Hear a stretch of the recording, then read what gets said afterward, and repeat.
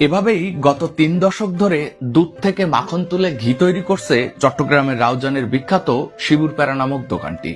প্যারা সন্দেশের পাশাপাশি তাদের তৈরি মাখন ও ঘিয়ের সুনাম ছড়িয়েছে অত্র অঞ্চল জুড়ে।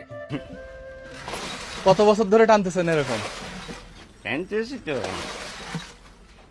এই তো 86-87 দিকে টানতে। প্রতিদিন কয় কেজি দুধ ব্যবহার করেন এখানে? কিন্তু দুধের কোনো ইয়ে নেই, ডেলি এক এক রকম, 20, 22, 25, 28। আজকে কয় কেজি আছে? আজকে আছে 25-এর মতো। আচ্ছা, 25 কেজি দুধে কতটুকু মাখন উঠবে? এটা মাখনের আপনার এখন গরম, এখন মাখন হবে কম, এখন মাখন তেলে যেতেছে। আচ্ছা, হবে 1-1.5 কিলো তো হবে। 1-1.5 কিলো মাখন হওয়ার পরে আপনার ওই দুধ যেটা থাকবে এটা কি করবেন? এটা শুকাই ফেলবো,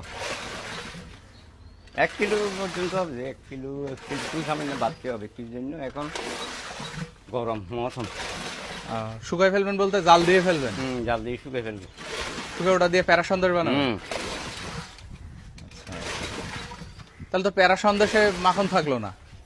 কিরিম 1 কেজি দুধ থেকে কিরিম উঠবে যে 20 গ্রাম না 25 গ্রাম, হ্যাঁ, বাকি দুধগুলো কই যাবে?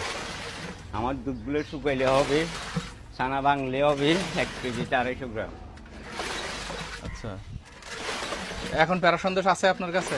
আছে তা আমাকে হাফ কেজি দেন তো একটু। আর এটা কি এই মাখন কি আছে? না, মাখন নেই, মাখন ওই যে মাখন জমতেছে না? একসাথে তুলতে হবে, বারবার হাত লাগা যাবে না। আচ্ছা আচ্ছা, এমনি একবার একটু দেখানো যাবে না? একবার একটু দেখানো যাবে না কি মাখন? এই তো মাখন। ও মাশাআল্লাহ, এই যে মাখন জমে গেছে। আপনি মাখনও বিক্রি করেন, আবার এটা জাল দিয়ে ঘিও তৈরি করেন না?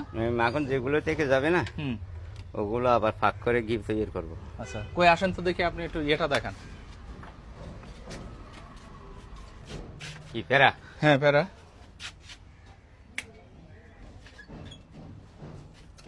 প্যারা এই আছে, ভালো কোনটা সেখান থেকে হাফ কেজি দেন।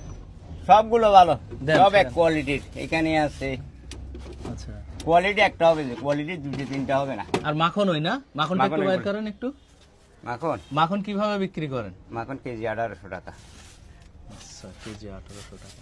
এগুলো বাসি মাখন, আচ্ছা, এটা দিয়ে কি হবে? এটা দিয়ে ঘি তৈরি করবো আজকে। আচ্ছা, ঘি তৈরি হবে। ঘি হবে আজকে রাত্রে। আর ইয়েস, আপনার প্যারা